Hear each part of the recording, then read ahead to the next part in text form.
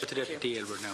Thank you, Chairman. Again, like everyone else, I'd like to compliment the IDA and particularly your foreign direct investment in 2016, 19,000 jobs with a net gain of 12. I just want to ask you about the 7,000 jobs that were obviously lost. Why, we're coming out of recession now, the country is going better.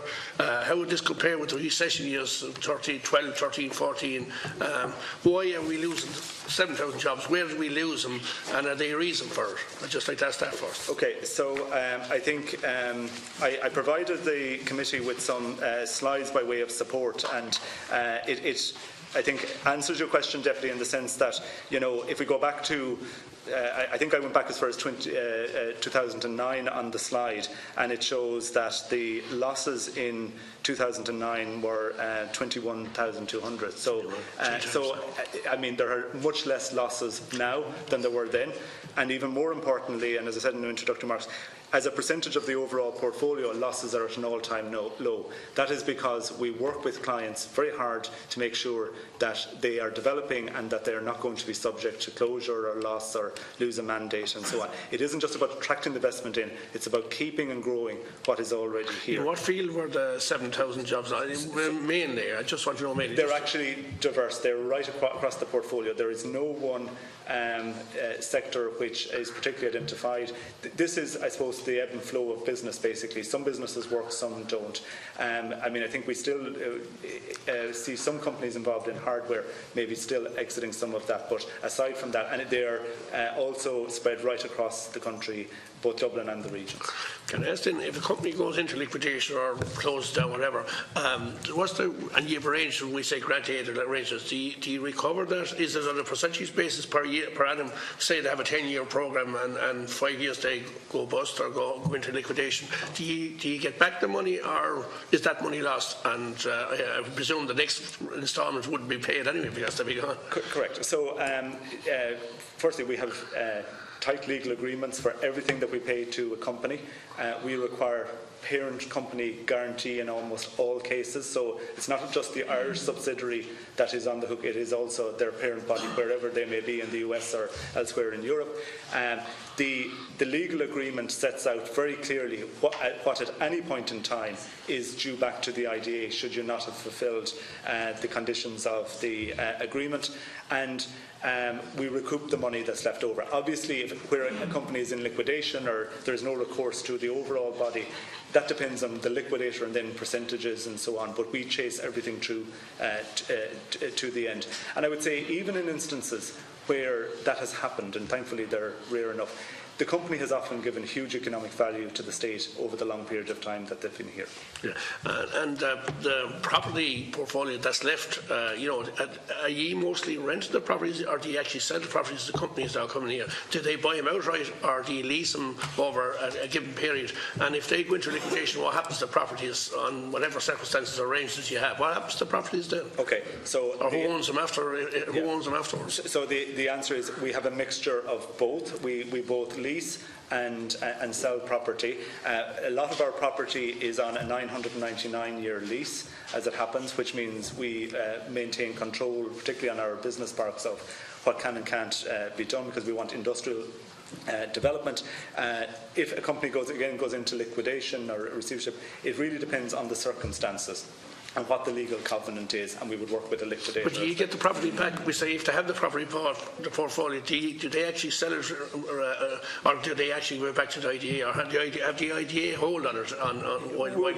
We have particularly where we have a lease, but it really depends on the circumstance with every single company, and we would work with a liquidator or a receiver or the company itself as to whether or not it comes back within the IDA portfolio. Yeah, of course we're all local, and I'm from the southeast, and Deputy Shanahan has questioned, and I'm Kilkenny, he's Waterford, we work together. We have a great facility down there on Bellevue Port, and I know it's one that's high on your ranking, I know that, and with Brexit coming and all, the future of Bellevue Port looks rosy because we have land, and Kilkenny County Council, my own county council, we're very much, they have the services there, water, sewage, we have the road, we're an hour and a half from Dublin, we have the rail link, and we have the nearest port to the mainland of Europe when Brexit is gone, when Brexit comes in. I just want to ask you what's your opinion on Bellevue Port, and I just also want to expand on that. Are we at a disadvantage, and it's already mentioned, and are we at a disadvantage in the South East because we haven't the university staff? So we have two institutes of technology, but are we losing out by, a lot of our graduates are going to Dublin, Limerick, Cork and Galway and educated there, and are the businesses and the IDA following the graduates where they are being educated, or do we miss out because we are the poor, well, I don't mean the poor relation, but we are behind as far as job creation is concerned, and I'll go to statistics in a minute, visits and that. What's your opinion on that? So, Deputy, maybe I'll start in reverse maybe with the question on the Institute. Again, to say skills, hugely important. My own personal belief is that it is the quality of the graduates and what happens in institutions rather than what they're called, to be honest with you. That isn't to say that institutes of technology shouldn't aspire to be universities or that shouldn't be called universities, but it's what happens. MIT, isn't disadvantaged by the fact that it doesn't have university in its title. But obviously, yes, companies are interested in graduates. They're interested in the flow of skills, and any region that can demonstrate that flow of skills, is at an advantage. And as you point out, so we are losing out. We are losing out by saying that. We in South East, because we haven't those graduates and being education in the region, we're losing out. But you also have two institutes of technology. You know what I mean? Who are producing good graduates, I believe. Two good ones, yeah. So I mean, there is the flow of skills. In relation to Bellevue, my view is that it's an attractive piece of infrastructure, but I'll hand over to my colleague, Mary Buckley. Yeah, obviously Bellevue is very attractive. It is and has been for IDA a strategic site. So it was one with the utilities in place, as you've already outlined. And we worked very closely with Lambia, who have established there in the last 2 years, and they're putting in a 235 million investment on the site, and they're also creating an additional 1,600 jobs. So those type of strategic sites are very, very important. And we still have some land there as well. Yeah, well, I just come to visits then, and I mean, we can all nitpick about visits, but Kilkenny Carlow seems to be behind there, and jobs created. And when we talking personally here now, I see South East Carlow 802, South East Kilkenny 762. Then we go to Tipperary 3040. We go to Waters, which I don't begrudge anyone, 6,000, and Wexford 2,600. We seem to be the poor relation there. Are they reasonable? Have we land banks and have we land available in Carlow, Kilkenny, for the idea to bring in companies that are interested when a company comes in, of course they want the services and they want the access to roads, rail.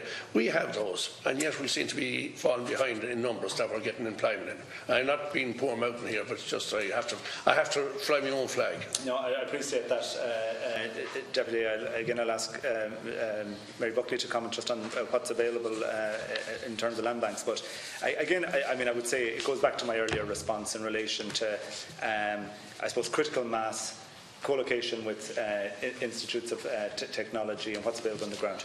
But I can assure the Deputy we are doing everything to market those land banks that you actually have. Yeah, with regard to land, as you know, in Carlow we did have a very large site, a 60-acre site, and we sold that site to MSD, and they are, yes. And they are very active, very, very large employers in Carlow.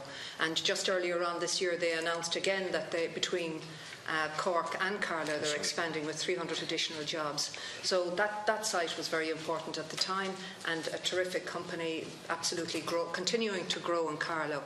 I would say the second thing about Carlow is that next year we do plan to construct a building there, and that will be an advanced office building, and that is something that we're doing under our regional building programme, again to either attract a new investment or for an existing investment. Yeah, I was going to ask that. Have we any advanced technology buildings in Kilkenny, Carlow? And I want to ask you about Kilkenny too, because that's where Carlow, so that's the positive, I suppose, there. Have anything in Kilkenny? In Kilkenny, we have a business park, and we obviously work very, very closely there with the local authorities, etc. We have Bellevue, as I said already, where we have land available there for marketing. We have land available in our business park as well for companies should they wish to establish in the Kilkenny Business Park, where Bank of Ireland and VHI are, and in Purcell's Inch there's a small amount of land available as well. So both of those would have sites available, and we are working very closely with the private sector there as well.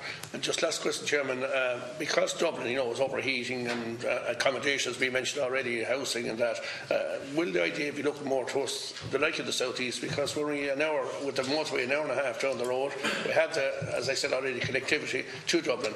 Will you be looking more of bringing people out of Dublin and region, I talk about balanced region development now, can you get more people to come to the South East because of the infrastructure we have in place? Deputy, my intention is to fully deliver on our strategy, which is to increase investment in the South East by 30 to 40%. Okay, thanks, Chairman.